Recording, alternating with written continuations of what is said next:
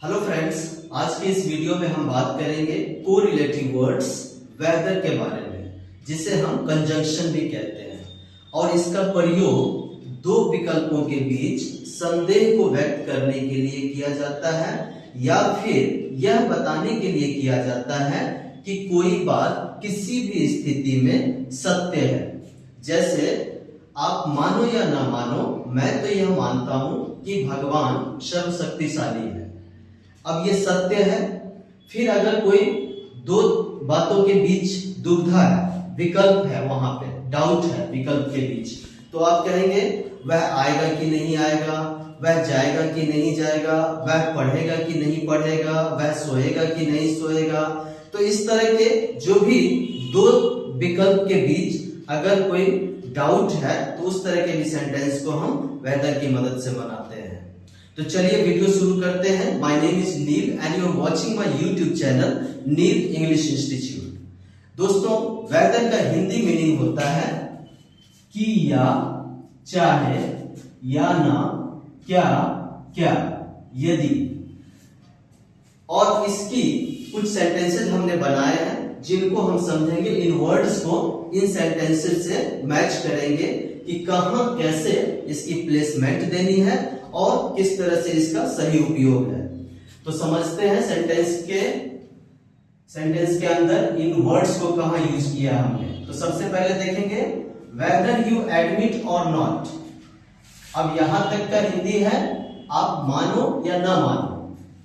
But I do admit that God is omnipotent.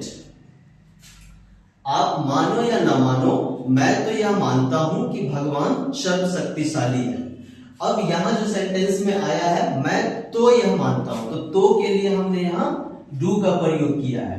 Admit अपने आप में एक वर्ब है जिसका मतलब होता है मानना, और तो के लिए अलग से डू को दिया है। मैं तो यह मानता हूं। फिर देखेंगे इसी तरह से वेदर द पुअर और the rich.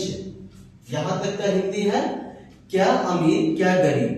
Weather the poor और द रिच, क्या अमीर क्या गरीब। All have to die one day.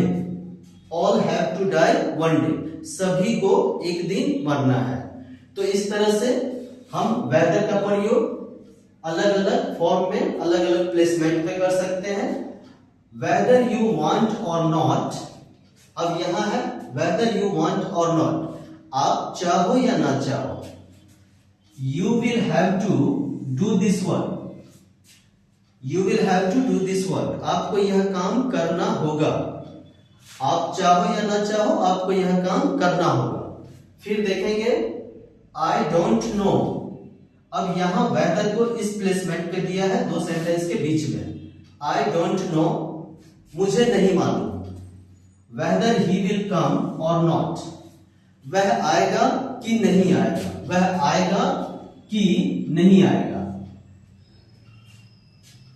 तो इस तरह से हम वेदर का प्रयोग सेंटेंस के अंदर और इस तरह के सेंटेंसेस को बनाने के लिए करते हैं। दोस्तों, हमने कुछ एग्जांपल्स भी दिया है आपको, जिसको आप खुद ही बनाने की कोशिश करेंगे। सेंटेंस है चाहे बारिश हो या ना हो, मैं जा रहा हूं।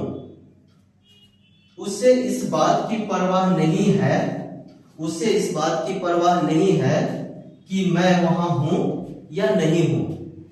फिर है मैं सोच रहा हूं कि क्या मुझे यह नौकरी करनी चाहिए या नहीं करनी चाहिए।